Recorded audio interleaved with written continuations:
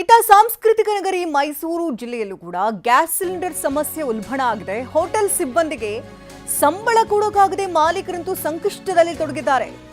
ಟಿವಿ9 ಬಳಿ ಅಳಲನ್ನು ತೊಡ್ಕೊಂಡಿದ್ದಾರೆ ಹೋಟೆಲ್ ಮಾಲೀಕರು.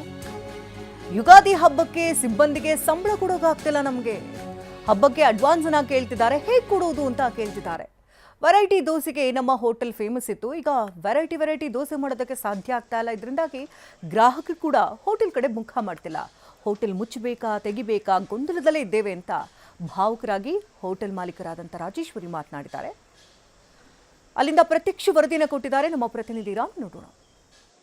ಯುದ್ಧದ ಪರಿಣಾಮದಿಂದಾಗಿ ದಿನೇ ದಿನೇ ಗ್ಯಾಸ್ ಸಮಸ್ಯೆ ಹೆಚ್ಚಾಗ್ತಾನೆ ಇದೆ. ಸಾಂಸ್ಕೃತಿಕ ನಗರಿ ಮೈಸೂರಿನಲ್ಲಿ ಹೋಟೆಲ್ಗಳು ಬಂದ್ ಆಗ್ತಾ ಇದ್ದಾವೆ. ಇದೀಗ ಅಲ್ಲಿರುವಂತಹ ಸಿಬ್ಬಂದಿಗಳಿಗೆ ಸಂಬಳ ಕೊಡೋಕ್ಕೂ ಆಗದಂತಹ ಪರಿಸ್ಥಿತಿ ನಿರ್ಮಾಣವಾಗಿದೆ.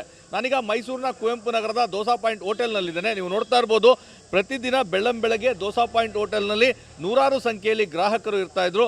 ಬೆಳಗ್ಗೆ ಕಾಫಿ ಕುಡಿಲಿಕ್ಕೆ ಮತ್ತು ವಿಶೇಷವಾದಂತಹ ದೋಸೆಗಳೇನಿರ್ತದೆ ಅದನ್ನು ತಿನ್ನಲಿಕ್ಕೆ ಬರ್ತಾ ಇದ್ರು. ಇವತ್ತು ಸಂಪೂರ್ಣವಾಗಿ ಖಾಲಿ ಇರುವಂಥದ್ದು. ಕೇವಲ ಬೆರಳೆಣಿಕೆಯ ಜನರಷ್ಟೇ ಕಾಫಿ ಕುಡಿಲಿಕ್ಕೆ ಬಂದಿರುವಂಥದ್ದು.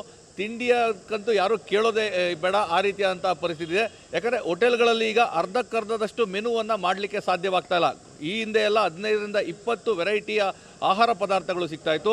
ಆದರೆ ಈಗ ಏನು ಗ್ಯಾಸ್ನ ಸಮಸ್ಯೆಯಿಂದಾಗಿ ಎಲ್ಲ ಆಹಾರಗಳನ್ನ ತಯಾರಿಸಲಿಕ್ಕೆ ಸಾಧ್ಯವಾಗ್ತಾ ಇಲ್ಲ. ಕೇವಲ 4ರಿಂದ 5 ಅಂದರೆ ಅಗತ್ಯವಿರುವಂತಹ ಆಹಾರ ಪದಾರ್ಥಗಳನ್ನ ಮಾತ್ರ ತಯಾರಿಸ್ತಾ ಇದ್ದಾರೆ. ಹೀಗಾಗಿ ಗ್ರಾಹಕರಿಗೆ ಸಹಜವಾಗಿ ಅವರು ಹೋಟೆಲ್ಗೆ ಹುಡುಕೊಂಡು ಬರುವಂಥದ್ದು ವೆರೈಟಿ ಆದಂತಹ ಆಹಾರ ಪದಾರ್ಥಗಳು, ಫುಡ್ಗಳು ಸಿಗ್ತದೆ ಅಂತೇಳಿ. ಆದರೆ ಯಾವಾಗ ಹೋಟೆಲ್ನಲ್ಲಿ ಇದರ ಲಭ್ಯತೆ ಇರಲಿಲ್ಲ, ಹಾಗಾಗಿ ಮನೆಯಲ್ಲೇ ನಾವು ತಿಂಡಿ ಮಾಡ್ಕೊಳ್ಳೋ ಅಂತೇಳಿ. ಸೊ ಇದು ನೇರ ಪರಿಣಾಮ ಹೋಟೆಲ್ನ ಮಾಲೀಕರಿಗೆ ಆಗ್ತಾ ಇದೆ.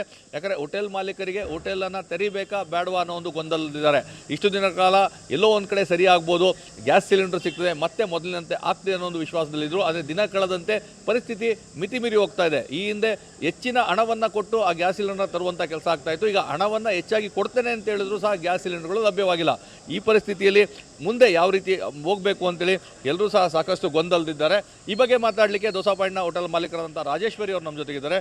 ಮೇಡಮ್, ಹೇಗಿದೆ ಪರಿಸ್ಥಿತಿ ಈಗ ಅಂತ? ಸರ್ ನಮಸ್ತೆ. ತುಂಬಾ ಕಷ್ಟ ಆಗ್ತಾಯಿದೆ ಸರ್. ಈಗ ಅಳ್ಳಬೇಕೋ ಬಿಡಬೇಕೋ, ಹೋಟ್ಲು ನಡೆಸಬಾರ್ದು ಅನ್ನೋ ತುಂಬ ಗೊಂದಲದಲ್ಲಿ ಇಕ್ಕಟ್ಟಲ್ಲಿ ಸಿಗಾಕೊಂಡಿದ್ದೀವಿ. ಇವತ್ತು ಸರಿ ಹೋಗ್ಬೋದು, ನಾಳೆ ಸರಿ ಹೋಗ್ಬೋದು ಅಂತ ಅಂದ್ಬಿಟ್ಟು ದಿನ ಕಳ್ತಾನೆ ಇದ್ದೀವಿ. ಆಗಲೇ ಒಂದು ವಾರ ದಾಟ್ತಾ ಬಂದ್ಬಿಟ್ಟಿದೆ. ನಾವು ಒಂದು ಆಶಾಭಾವನೆ, ಈ ಮರುಭೂಮಿಲಿ ಮರೀಚಿಕೆ ಅಂತಾರಲ್ಲ, ಆ ಥರ ವಯಸ್ಸು ಇಸ್ಕೊಂಡಂಗೆ ಅದನ್ನು ನೀರು ಉತ್ಪತ್ತಿ ಆಗ್ಬೋದು ಅನ್ನೋ ಆಸೆ ಇಟ್ಕೊಂಡಿದ್ದೀವಿ. ನೋಡಿದ್ರೆ ಸರ್ಕಾರ ಯಾವುದೇ ರೀತಿ ಏನೇ ರೀತಿ ಸ್ಪಂದಿಸ್ತಾ ಇಲ್ಲ. ಈಗ ನಿಮ್ಮ ಆದಾಯದ ಪ್ರಶ್ನೆ ಬೇರೆ, ಆದರೆ ಸಂಬಳವನ್ನು ಕೊಡೋಕ್ಕಾಗದಿರೋಂಥ ಪರಿಸ್ಥಿತಿ ಆಗಿದೆ. ತುಂಬಾನೇ ಇದು ಹೇಳ್ಕೊಳಕ್ ಆಗ್ತಾ ಇಲ್ಲ. ನಮಗೆ ಹೇಳ್ಕೊಳಕ್ ಆಗ್ತಾ ಇಲ್ಲ. ಏನೋ ಅಂತಾರಲ್ಲ, ಕಣ್ಣಲ್ಲಿ ರಕ್ತ ಬರೋದೊಂದು ಬಾಕಿ ಆಗ್ತಿದೆ. ನಾವು ಎಷ್ಟು ಎಫರ್ಟ್ ಹಾಕಿ ಇಷ್ಟು ದಿನ ನಡೆಸಿದ್ದೀವಿ, ಅಷ್ಟೇ ವರ್ಷ ಈಗ ಹಿಂದಕ್ಕೆ ಹೋಗ್ತಾ ಇದ್ದೀವಿ ಅನ್ನೋ ಭಾವನೆ ನನಗೆ ಫೀಲ್ ಆಗ್ತಾ ಇದೆ. ನಾವು ಸುಮಾರು 1999ರಿಂದ ನಡೆಸ್ತಾ ಇರೋದು. ಚಿಕ್ಕದ್ರಿಂದ ದೊಡ್ಡರ ತನಕ ಎಲ್ಲ ಲೆವೆಲ್ಲು ನೋಡಿದ್ದೀವಿ. ಈ ಥರ ಕಷ್ಟ ಯಾವತ್ತೂ ಆಗಿರಲಿಲ್ಲ ಸರ್. ಅಂದರೆ ಈಗ ಯುದ್ಧ ನಡೀತಿದೆ, ಒಪ್ಕೊಳ್ತೀನಿ.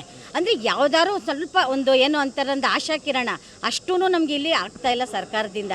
ದಯವಿಟ್ಟು ಇದಕ್ಕೆ ಸ್ವಲ್ಪ ಸ್ಪಂದಿಸಿ ಅಂತ ನಿಮ್ಮ ಮುಖಾಂತರ ನಾನು ಕೇಳ್ಕೊತಾ ಇದ್ದೀನಿ. ಕ್ಯಾಮ್ರಾ ಪರ್ಸನ್ ರಘು ಜೊತೆ ರಾಮ್, ಟಿವಿ9 ಮೈಸೂರು.